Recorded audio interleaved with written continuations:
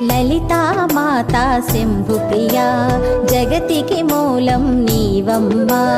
శ్రీ భువనేశ్వరి అవతారం జగమంతటికి ఆధారం హేరంబునికి మాతవుగా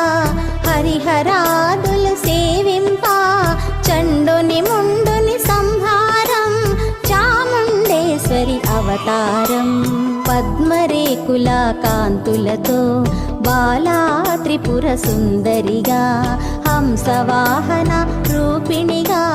వేదమాతవై వచ్చితివి శ్వేత వస్త్రము ధరించి అక్షరమాలను పట్టుకొని భక్తి మార్గము చూపితివి జ్ఞాన జ్యోతిని